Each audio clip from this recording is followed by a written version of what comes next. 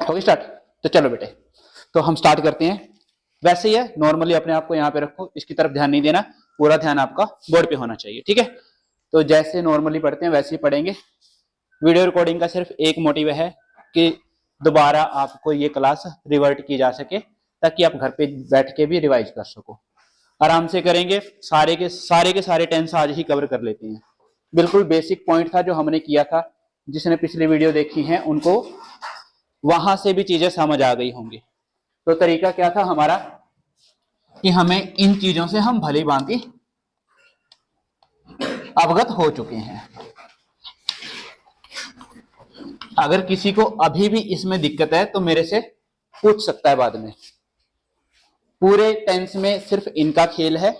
इनके बाद जो मजेदार चीजें हैं ना आपके सिलेबस में है। आपके सिलेबस में एक्टिव पैसिव वॉइस है, आपके सिलेबस में नरेशन है, आपके सिलेबस में मॉडल्स हैं, आपके सिलेबस में कंजंक्शन है, आपके सिलेबस में प्रेपोजिशन है, आपके सिलेबस में अब की बार जो नई चीज आएगी, वैसे हमने डिस्कस किया था क्या, वो क्लाउज जो हमने किए थे वो इसमें भी हैं। और एक और चीज है, सेलेबल आएगा इसमें। क्या आएगा? सेलेबल, ठीक है? वो चीज भी इस बार हम पढ़ेंगे।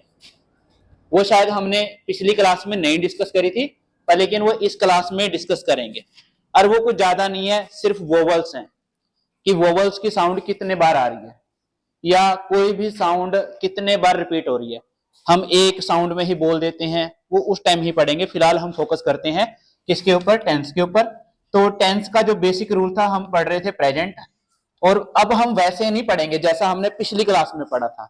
इसको थोड़ा सा और तरीके से पढ़ेंगे, क्योंकि मेरे को रूल रेगुलेशन पता है, बहुत बारी मैंने लिख ली है, मेरी कॉपी में भी लिखे पड़े हैं, जाने अनजाने में लिखे हैं। चाहे मेरा मन था चाहे मेरा मन नहीं था, मैंने फिर भी वो रूल लिखे हैं।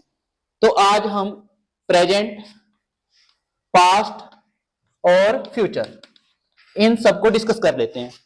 तो अगर मैं सब में कहूंगा, सब में मेरे को पॉजिटिव सेंटेंस मिलेंगे, सब में मेरे को नेगेटिव सेंटेंस मिलेंगे, और सब में मेरे को इंटेरोगेटिव सेंटेंस मिलेंगे,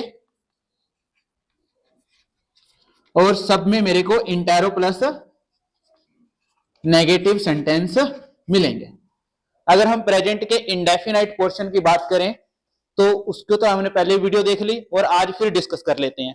उसमें क्या है मेरे पास, अगर मैं प्रेजेंट में बात करूं, सब्जेक्ट है, वर्ब की फर्स्ट फॉर्म है और ऑब्जेक्ट है।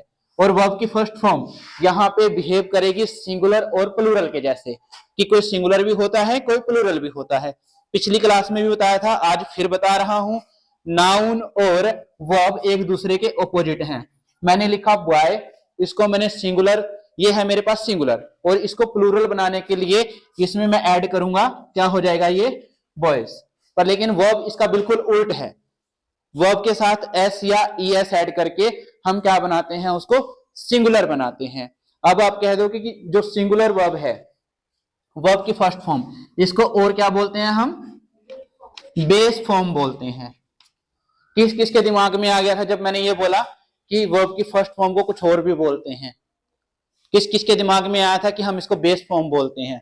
ऐसा क्यों हुआ? क्योंकि हमने इसको पहले पढ़ रखा है, पहले हम इसके साथ मिलजुल कर काम कर चुके हैं और कितनी बारी रिपीट कर चुका है। और एक और है, मॉडल्स की भी तो प्रॉपर्टी है ना ये। किसकी प्रॉपर्टी है? मॉडल्स की। मॉडल चाहे जहां मर्जी हो, इसके बिना नहीं आएगा। चाहे वो प्रेजेंट का टेंस हो, चाहे पास्ट का हो, चाहे फ्यूचर का हो, चाहे वो कंटिन्यूअस हो, चाहे परफेक्ट हो, चाहे नॉर्मल सेंटेंस हो, चाहे हम वैसे ही सेंटेंस की बात कर रहे हैं, नॉर्मली जो सेंटेंस यूज करते हैं ना, शी इज माई फ्रेंड, अगर उसमें हम मॉडल्स का यूज करेंगे तो वहां पे भी वर्ब की फर्स्ट फॉर्म कौन लेगा? कौन लेगा भाई? मॉडल्स। ठीक है, तो सेम चीज हम प्रेजेंट में बात कर रहे थे। हम एक एग्जांपल लिख लेते हैं, किसका नाम लिखेंगे? चल आज हम आयुषी लिखते हैं। ठीक है, आयुषी रीड्स अ बुक। ठीक है, आयुषी रीड्स अ बुक। तो ये क्या हो जाएगा हमारे पास? रीड क्या है? सिंगुलर है। अब रीड्स क्या है? अब सिंगुलर है। अगर मैं यहां पे आयुषी की जगह क्या लिख दूं? गर्ल्स। क्या लिख दूं? गर्ल्स। तो क्या आएगा? रीड, क्या आ जाएगा, रीड। और अ बुक, ठीक है। कई लड़कियां एक किताब पढ़ सकती हैं, कोई दिक्कत तो नहीं है ना। ऐसा नहीं है कि एक ज्यादा लड़कियां एक किताब को नहीं पढ़ सकती, ज्यादा लड़कियां एक किताब को एक टाइम पे पढ़ सकती हैं। कब पढ़ सकती हैं, ग्रुप स्टडी में। कहां पे पढ़ सकती हैं, ग्रुप स्टडी में। और मैंने एक बात कही थी, ये वर्ब एक ऐसा खेल है या ऐसा गिरगिट है जो हमारे लोगों की तरह है, हमारी तरह है। जैसे ही सिचुएशन बदलेगी ये भी बदल देगा, जैसे ही टाइम बदलेगा ये भी बदल जाएगा, जैसे ही सब्जेक्ट बदलेगा वैसे वर्ब ने भी बदल जाना है। तो पूरे टेंस में सिर्फ एक चीज बदल रही है, वो क्या है, वर्ब। वो चाहे हेल्पिंग वर्ब हो, चाहे कौन सी हो, एक्शन वर्ड हो। दो ही तरह की तो बात करी थी ना हमने, एक्शन वर्ड्स होते हैं या फिर हेल्पिंग वर्ब्स होती हैं। और मॉडल्स भी कौन सी हैं, हेल्पिंग वर्ब कह सकते हैं, एक्सिलरी वर्ब कह सकते हैं, कह सकते हैं ना इनको। तो सेम चीज ये भी वैसे ही बिहेव करेंगी। अब इनका मेरे को पता होना चाहिए कि कौन सी छोटे छोटे टिप है मेरी जिंदगी में। अब देखो, जब हम छोटे थे ना, तो हम क्या करते थे, किसी भी चीज को टेस्ट करने की कोशिश करते थे ना। जब तुमने छोटा सा बच्चा देखा होगा, आप उसको कुछ भी दे दो तो वो कोशिश करेगा कि उसके मुंह में जाए, है ना। तो वो जैसे ही, अगर वो कड़वी चीज होगी तो उसको एक बार लगा के दोबारा टच नहीं करेगा। अगर कोई मीठी चीज होगी तो उसको बार बार टच करेगा, है ना। कोई गर्म चीज होगी उसको दोबारा टच नहीं करेगा, है ना। पर लेकिन हम अब वैसे नहीं है। हमने देखा है कि हम छोटी छोटी चीजें सीख के यहां तक आ गए। फर्स्ट क्लास में आपको ए फॉर एप्पल पढ़ाया गया, सेकंड में आपको वर्ड्स बनाने सिखाए गए, ऐसे धीरे धीरे करते आगे। अब आपकी 8वीं क्लास हो चुकी है। 8वीं क्लास मीनिंग मिडिल लेवल का हाईएस्ट पोर्शन है ये। आप मिडिल जो लेवल है उसके लास्ट पोर्शन पे हो। इसके बाद आपने सीनियर सेकेंडरी पोर्शन में आपने एंट्री करनी है।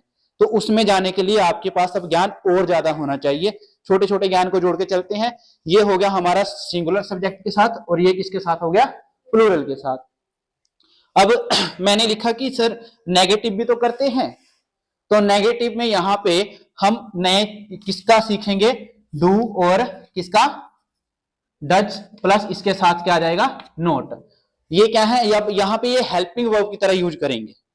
किसकी तरह यूज करेंगे, हेल्पिंग वर्ब की तरह। क्यों करेंगे, क्योंकि यहां पे हेल्पिंग वर्ब नहीं, और इसीलिए डू और डज नॉट आ रहा है।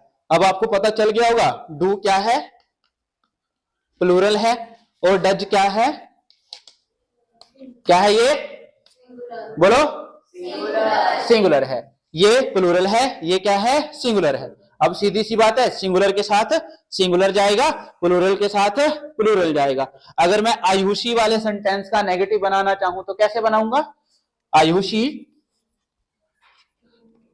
डज नॉट, क्या रहेगा, आयुषी डज नॉट। अब देखो बड़े मजे की बात है, डज नॉट लिख दो या फिर क्या लिख दो, डजंट लिख दो, दोनों ही ठीक है। अब जब ये यूज होंगे, डज नॉट या डजंट यूज होगा, तो भी क्या आएगी, बेस फॉर्म आएगी। क्या आएगी, बेस फॉर्म आएगी। सेम वैसे जैसे मॉडल्स बिहेव कर रहे हैं, डू नॉट और डज नॉट भी बिहेव करेगा। इनके बाद भी बेस फॉर्म आएगी। तो यहां पे मैंने रीड्स लिखा था ना, तो यहां पे क्या लिखना पड़ेगा, क्या लिखना पड़ेगा, रीड लिखना पड़ेगा। तो मैं यहां पे रीड लिख दूं तो रीड मेरे लिए आसान हो जाएगा, रीड अ बुक। तो ये हो गया मेरा प्रेजेंट का नेगेटिव।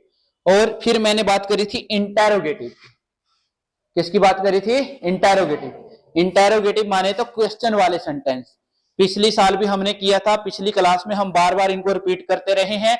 और मैंने कहा था कि इंटेरोगेटिव सेंटेंस दो तरह के होते हैं।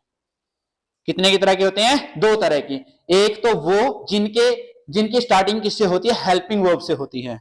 और एक वो है जिनकी स्टार्टिंग किससे होती है, किससे होती है भाई, बताया था ना, किनसे, WH फैमिली से। किनसे स्टार्ट होते हैं, WH फैमिली से, है ना। एक तो हेल्पिंग वर्ब से स्टार्ट होते हैं और एक किनसे स्टार्ट होते हैं, WH फैमिली से। अब इसको हम इंटेरोगेटिव बना दें तो क्या आएगा, डज आयुषी,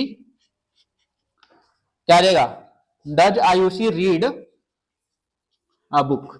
अब देखो मैंने कहा था ना, चाहे डू आ जाए चाहे डज आ जाए, तो यहां पे बेस फॉर्म आनी ही आनी है। स्ट्रक्चर क्या रहेगा, सब्जेक्ट से पहले डू या डज आ जाएगा। सब्जेक्ट से पहले क्या आ जाएगा, डू या डज आ जाएगा। अगर इसमें हम WH फैमिली को ऐड करें तो कहां पे ऐड होगी, इससे भी पहले ऐड हो जाएगी। तो कैसे लिखेंगे, why does Ayushi read a book, Ayushi किताब क्यों पढ़ती है, आयुषी किताब क्यों पढ़ती है। अब सिंपल सी बात है, अगर मैं इस सेंटेंस तक आया हूं, अगर मेरे को यहां पे वापस जाना पड़े तो मेरे को क्या क्या चेंज करने पड़ेंगे, पहले तो मेरे को WH फैमिली हटानी पड़ेगी, मेरे को डज भी हटाना पड़ेगा। डज हटाकर जो यहां पे हेल्पिंग वर्ब होगी, सॉरी एक्शन वर्ड्स होंगे, उसको किसमें कन्वर्ट कर देंगे, किसमें चेंज कर देंगे, सिंगुलर में। किसमें चेंज करेंगे, सिंगुलर में चेंज करेंगे। इतनी बात समझ में आई, समझ में आई, क्योंकि पहले भी हमने कर रखा है। थोड़ा स्पीड में मैं इसलिए करवा रहा हूं क्योंकि 7th क्लास में इनको हमने बार बार रिपीट किया।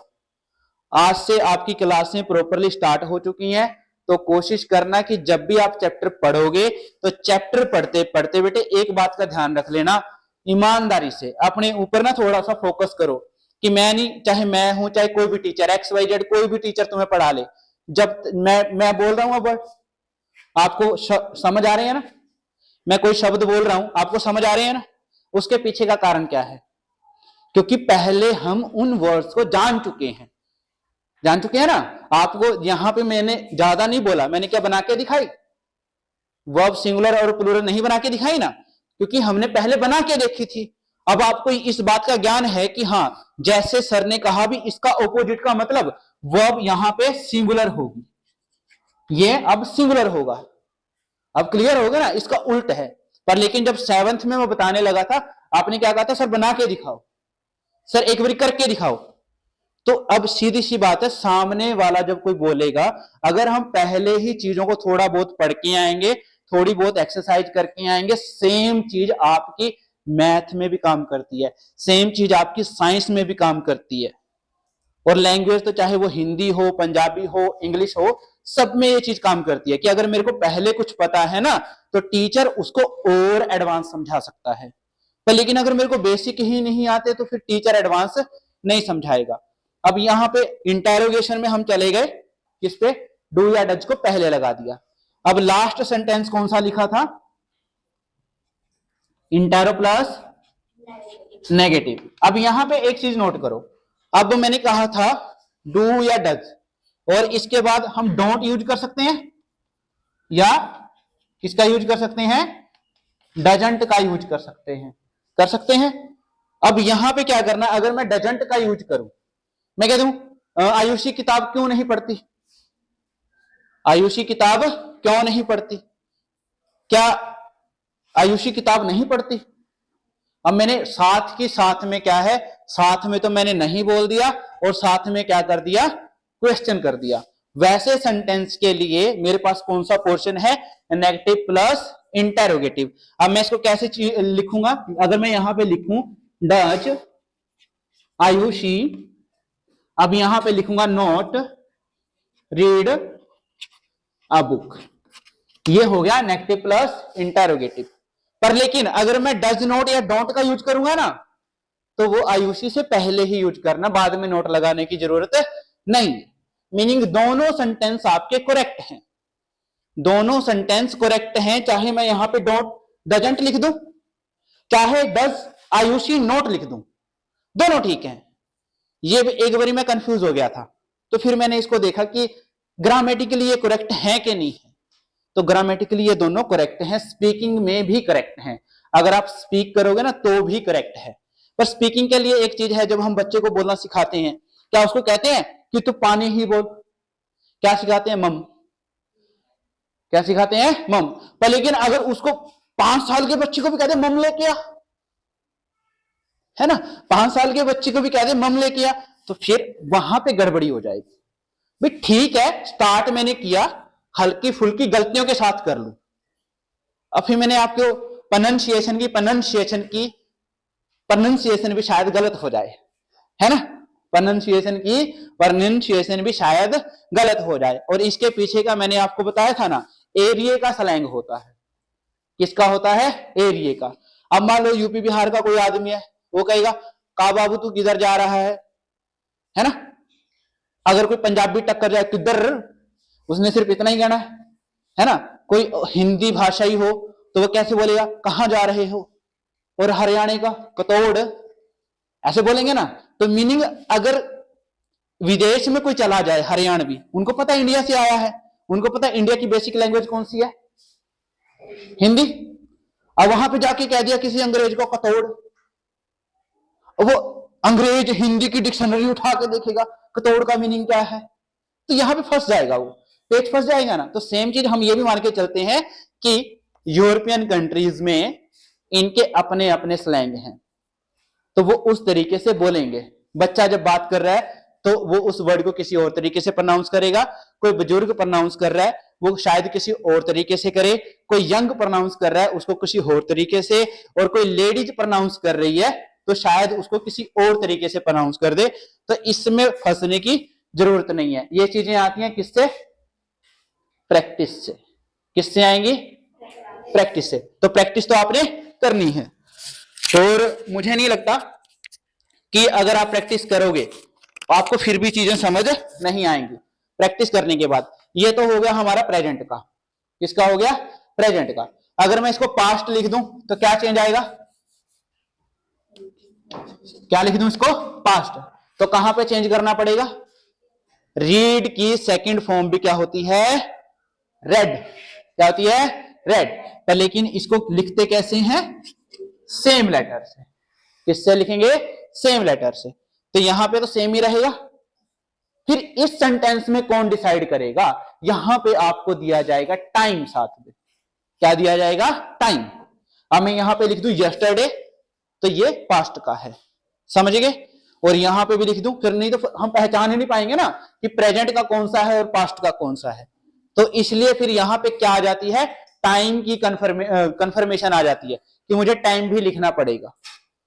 तो टाइम के साथ हम हो जाएंगे। यस्टरडे लिखा है तो क्या होगा, यस्टरडे लिखा है तो कौन सा हो जाएगा, पास्ट का टाइम। और टुमारो लिखेंगे तो क्या हो जाएगा, फ्यूचर का। और नाउ लिखेंगे तो क्या हो जाएगा, प्रेजेंट का। फिर इसको कैसे चेंज करेंगे, नेगेटिव को। पास्ट के इंडेफिनाइट का नेगेटिव क्या होगा, तो अभी हमने डू नॉट या डज नॉट की बात करी थी, और यहां पे क्या आ जाएगा, डिड नॉट। और डिड नॉट को मॉडर्न टाइम में कैसे यूज किया जा रहा है, डिडंट। क्या लिखेंगे, डिडंट।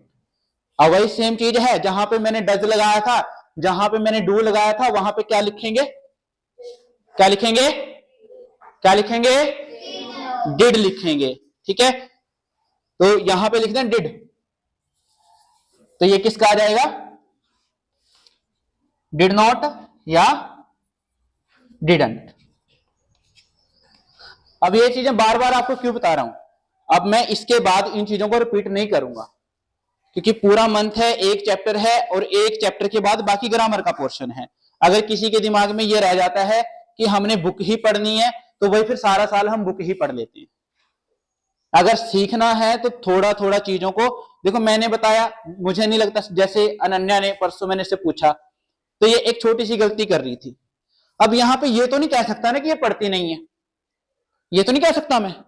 अब क्या है कि जरूरी नहीं है कि मैंने जितनी चीजें आपको बताई वो आप सारी की सारी कैच कर ली, पर लेकिन ये है कि आपका 80%, 90%, 70%, 50% कुछ ना कुछ तो चीज आपको समझ आ रही है, कुछ ना कुछ तो समझ आ रहा है ना। तो हमारे पास होने का मापदंड भी तो कितना है, 35%। तो मीनिंग अगर हम 35% पे किसी चीज को सीख लेते हैं तो मेरी चीजें अच्छी हो जाती हैं। पर लेकिन सेंटेंस में ऐसा नहीं होगा। अगर आप 35 सेंटेंस करेक्ट लिखोगे तो आपका सेंटेंस करेक्ट नहीं है। ये तो फिर वैसी बात होगी ना कि कोमल पानी पीता है ना, कैसे लिखेंगे, कोमल पानी पीता है ना। अब कोमल कौन है, यहां पे लड़की है। कौन है, लड़की। या मैं यहां पे लिख दूं, लड़की पानी पीता है। तो यहां पे तो अब स्लैंग ही गलत हो जाएगा ना, कि हमें जेंडर का भी ध्यान रखना पड़ेगा कि मैं कौन से जेंडर के साथ कौन सी बातें कर रहा हूं। पर लेकिन इंग्लिश में जेंडर की बात नहीं होती, इसलिए इंग्लिश क्या है, जेंडर इक्वालिटी के ऊपर बात करता है।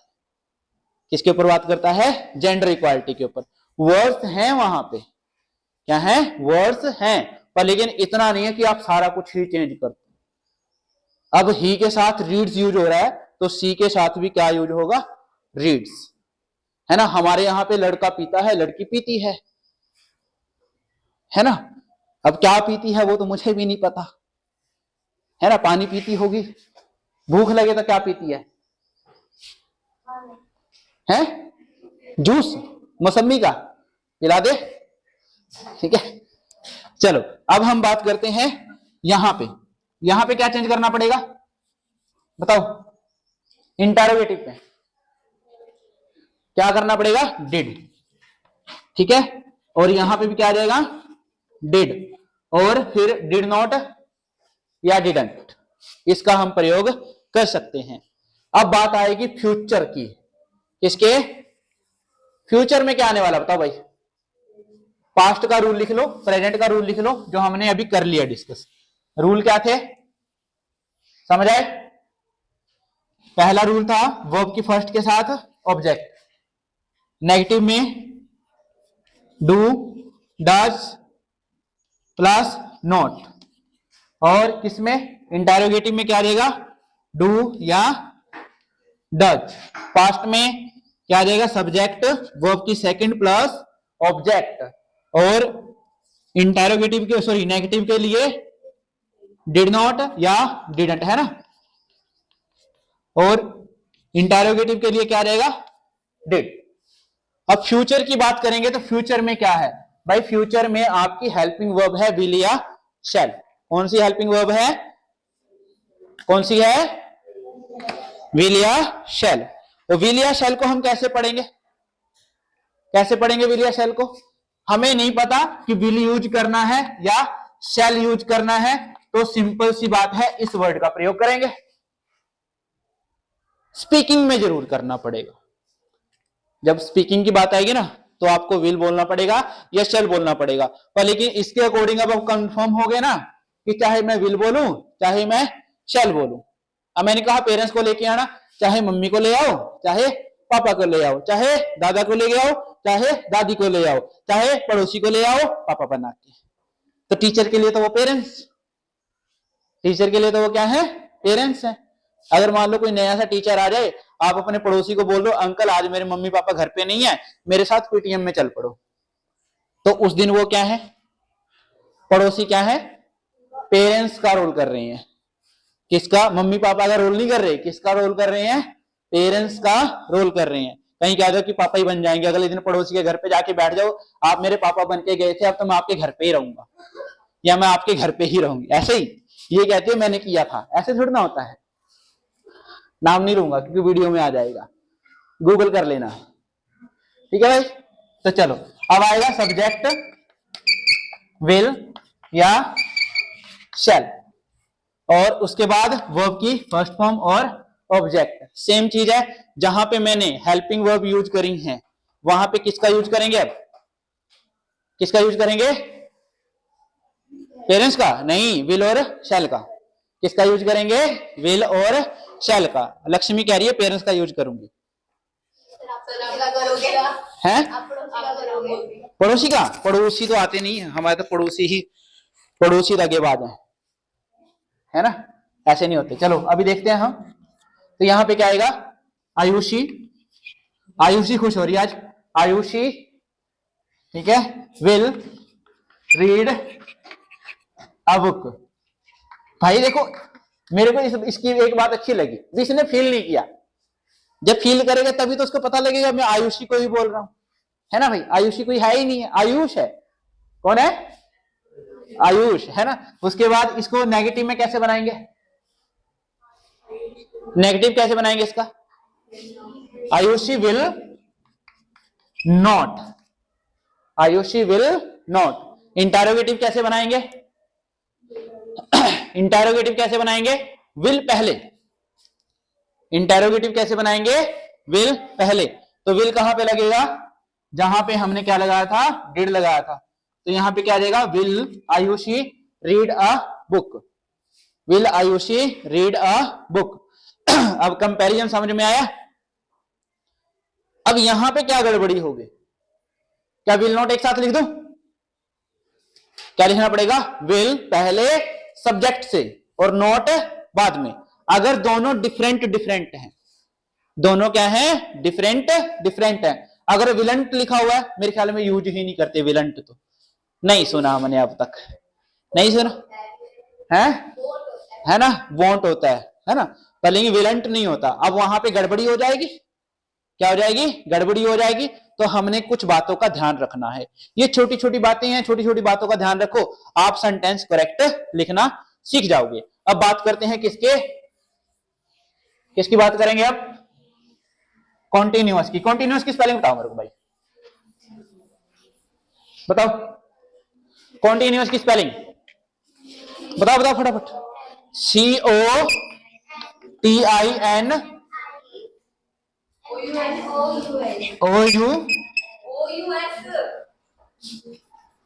OU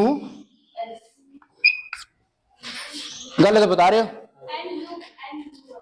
NUOU है ना, ऐसे आएगा NUOUS, ऐसे आता है कॉन्टिन्यूअस। ठीक है, तो इसके बाद क्या है हमारे पास? इसमें आएंगी हेल्पिंग वर्ब। कौन सी आएंगी? Helping verb. तो हेल्पिंग वर्ब कैसे यूज करेंगे? आयुषी के साथ कौन सी यूज होगी? Ayushi is reading a book. Ayushi is reading a book. तो यहां पे इज आ गया और यहां पे क्या आ गया? इसको क्या बोलते हैं? और क्या बोलते हैं? जोर से बोलो, किसने बताया? ठीक है, इसको और क्या बोलते हैं? जीरेंड। पर लेकिन एक बात ध्यान रखना हमेशा, यहां पे ये जीरेंड नहीं है, यहां पे ये जीरेंड नहीं है। जीरेंड कब होगा? जब हम इसको सब्जेक्ट में यूज करेंगे या जब हम इसको एडजेक्टिव की तरह यूज करेंगे। एडजेक्टिव की तरह कैसे? रनिंग हॉर्स, स्माइलिंग गर्ल, है ना, क्राइंग चाइल्ड, प्लेइंग फैन, है ना, या वैसे I like reading, I like reading. तो यहां पे जो लाइक के बाद रीडिंग आया, वो किसकी तरह बिहेव कर रहा है? ऑब्जेक्ट की तरह बिहेव कर रहा है, और उसमें ये क्या है? जीरेंड का काम करेगा। अदरवाइज यहां पे ये क्या है? एक्शन वर्ड है। कौन सा है ये? एक्शन वर्ड है। और ये कौन सी है? Helping verb. अब दो वर्ब आ गई ना, दो वर्ब आ गई ना, एक हेल्पिंग वर्ब है और एक क्या है? एक्शन वर्ड है, जो मेन वर्ब हम जिसको बोल रहे हैं। अब इसको हम नेगेटिव बनाए तो कैसे बनेगा? सिंपल सी बात है ना, इज आया हुआ है, हेल्पिंग वर्ब है, तो हेल्पिंग वर्ब के साथ क्या लगा देंगे? नॉट। और इसको हम इज नॉट या इजेंट लिख सकते हैं, है ना, ऐसे लिखा जा सकता है। तो चाहे आप इज नॉट लिखो चाहे आप इजेंट लिखो, तो दोनों क्या है? सेम है। दोनों का मतलब एक ही है। पापा पापा है, चाहे पाकिस्तान में हो चाहे भारत में हो, चाहे अमेरिका में हो, चाहे आप अंग्रेजी में फादर बोलोगे, तो हिंदी में तो क्या बोलना पड़ेगा? पापा। पापा नहीं, बाप भी होता है। ठीक है, चलो उसके बाद इंटेरोगेटिव कैसे बनेगा? इंटेरोगेटिव कैसे बनेगा? अब यहां पे हमारे पास हेल्पिंग वर्ब है ना, यहां पे हमारे पास क्या है? हेल्पिंग वर्ब है। पर लेकिन इंडेफिनाइट में हेल्पिंग वर्ब, इंडेफिनाइट में हेल्पिंग वर्ब नहीं थी, तो इसलिए क्या लेके आए थे हम? डू या डज। जहां पे हमारे पास हेल्पिंग वर्ब होंगी वो ही उसको इंटेरोगेटिव बना देंगी। तो कैसे बनाएंगे इसको? Is Ayushi, is Ayushi reading a book. समझ पा रहे हो बात को? और इसको इंटेरो प्लस नेगेटिव कैसे बनाएंगे? चाहे ये फॉर्मूला यूज कर लो चाहे ये यूज कर लो, दोनों से मीनिंग सेम आने वाला है। अगर मैं यहां पे लिख दूं इजंट आयुषी तो भी ठीक है, अगर मैं यहां पे लिख दूं इज आयुषी नॉट तो भी ठीक है, गड़बड़ नहीं होगी। बस इन बातों का ध्यान रखना है। कब रखना है ये तो सर ने बताया ही नहीं, ये बताया है कब रखना है, बताओ। इन बातों का ध्यान कब रखना है? कब रखना है भाई? इन बातों का ध्यान कब रखना है? पढ़ते वक्त और लिखते वक्त। समझ गए? पढ़ते वक्त भी इन बातों का ध्यान रखना है और लिखते वक्त भी इन बातों का ध्यान रखना है। अब अगर इस चीज का फायदा कहां पे होगा? आपकी साइंस भी इंग्लिश में है, आपकी एसएसटी भी इंग्लिश में है, आपका मैथ्स भी इंग्लिश में है, आपकी हिंदी तो हिंदी में है, आपकी पंजाबी भी हिंदी में है, ठीक है, सॉरी पंजाबी में है ना। बाकी आपके सब्जेक्ट किस में है? इंग्लिश में। तो बाकी सब्जेक्ट के साथ भी आप इसको जोड़ के लिख सकते हो। कल आप क्या करना, मैं बताता हूं आपको, तरीका बताता हूं कि जैसे आपका कौन सा था वो नेचुरल रिसोर्स वाला जो चैप्टर है ना, उसमें आपने पता होगा 1901 में इंडिया में क्या हुआ? क्या हुआ? पढ़ा चैप्टर? थोड़ा सा भी नहीं पढ़ा? थोड़ा पढ़ा। तो उसमें क्या हुआ? 1901 में इंडिया में असम में डिगबोई में एक कारखाना लगाया गया जो क्या था? ऑयल को प्यूरिफाई करने के लिए लगाया गया था। क्रूड ऑयल मिला था कहां पे? असम में, डिगबोई में। तो शायद अगर पढ़ाएं, पहले मत बताना, अगर पढ़ाएं तो बताना। समझ गए? अब ऐसे क्वेश्चन मैंने लिखने हैं भी 1901 में असम में, मेरे को यह बात याद है तो मुझे इंग्लिश में लिखना है। किसने लगाया था? अंग्रेजों ने। किसने लगाया था? अंग्रेजों ने। अब लगाने का मतलब क्या होता है? इंग्लिश में क्या बोलेंगे? किसी चीज को सेटअप करते हैं ना, क्या कुछ होता है वो स्टेबल, कुछ ऐसा क्या होता है? स्टैब्लिश, है ना।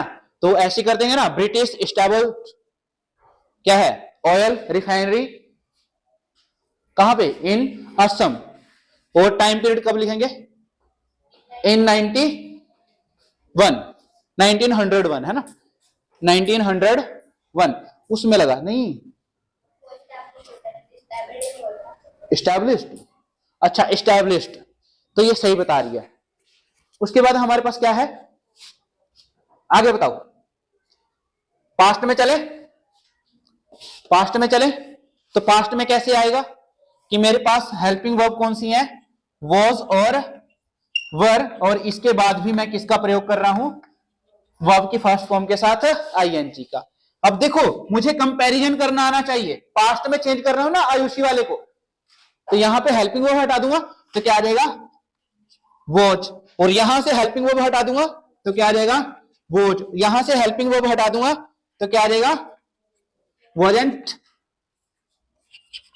Was not. समझे? तो इस तरीके से हम इसको भी क्या कर सकते हैं? लिख सकते हैं, पढ़ सकते हैं। अब मैं बार बार ये चीजें क्यों बता रहा हूं? देखो आपकी एज के हिसाब से, आपके सिलेबस के हिसाब से जो आपकी बुक है इंग्लिश की, आप पढ़ के देखना। इंग्लिश की बुक पढ़ोगे, इंग्लिश की बुक में जैसे ही चैप्टर खत्म होगा उसके बाद ग्रामर की एक्सरसाइज दे रखी है। और ये पहली बार किया, पहले की बुक से उठा के देख लो, उसमें ऐसी चीजें नहीं थी, इतनी एक्सरसाइज नहीं थी। और इन्होंने एक और चीज बढ़िया कर रखी है इस बुक में। क्या कर रखा है कि एक स्पेसिफिक टॉपिक को कवर किया है। जैसे पहले चैप्टर में है ना, उसके बाद जो ग्रामर का टॉपिक दिया गया, पूरी ग्रामर नहीं दी गई, उसको एक स्पेसिफिक टॉपिक के साथ कवर करने की बोला है। और आप देखोगे उस चैप्टर को पढ़ोगे ना, उस चैप्टर में उन चीजों के ऊपर फोकस करके सेंटेंस बनाए गए। अब ऐसा क्यों किया होगा? क्यों किया होगा ऐसा बताओ? देखो पहले मैं तो आपको करवा ही रहा था ना ग्रामर, आपको तो मैं ग्रामर ही करवा रहा था, और 8th वालों को भी ग्रामर करवा रहा था। आपके पास तो बुक थी, 8th वालों के पास बुक नहीं थी। तो 8th वालों के पास बुक नहीं थी तो क्या आया? ब्रिज कोर्स आया। और उस ब्रिज कोर्स में क्या था? टोटल ही क्या थी? ग्रामर थी। और जब बुक छप के आई तो बुक में भी क्या निकल कर आया बाहर? क्या निकल के आया? ग्रामर। और जब आप 12 तारीख को एनडीए का पेपर है स्कूल में, यहां से किसी से पेपर उठा के देख लेना, उसमें जो ग्रामर आएगी वो आपकी यही ग्रामर आने वाली है। सिंपल सिंपल से सेंटेंस आ रहे हैं और आप भी सॉल्व कर दोगे। और जो नहीं सॉल्व कर पा रहा उसमें क्या कमी रही होगी? क्या कमी रही होगी? बेसिक क्लियर नहीं थे, और कभी भी एनडीए के पेपर में लिटरेचर से क्वेश्चन नहीं आएंगे। हाँ, जैसे आपका सोमनाथ शर्मा वाला चैप्टर है ना, वॉर मेमोरियल वाला है, वो तो आपका हिस्ट्री में भी कवर होगा, वो तो आपका जीके में भी कवर हो जाएगा। पर लेकिन ग्रामर आपको खुद करनी पड़ेगी, तैयार करनी पड़ेगी। मैं पढ़ा रहा हूं तो पढ़ लो। और एक छोटी सी बात है, आज मैं आपको एक छोटा सा एग्जांपल दे रहा हूं। आप ट्यूशन जाते होंगे, जाते हो ना? ऐसा करना, ये हमारे 36 की मार्केट है, 36 की मार्केट में क्या है, कोचिंग सेंटर है। आप कोचिंग लेने मत जाना, आप एक बारी वहां पे विजिट करना और उनसे ये पूछना कि फीस कितनी है। तो आपको फीस पता चल जाएगी कि वो लाख, 2 लाख, 3 लाख, 50,000 से कम किसी की फीस नहीं। और क्या सिखाएंगे? और वहां सीखेंगे ध्यान से, अभी समझ नहीं आएगा। क्यों? अजय सर की तरह नहीं पढ़ाएंगे।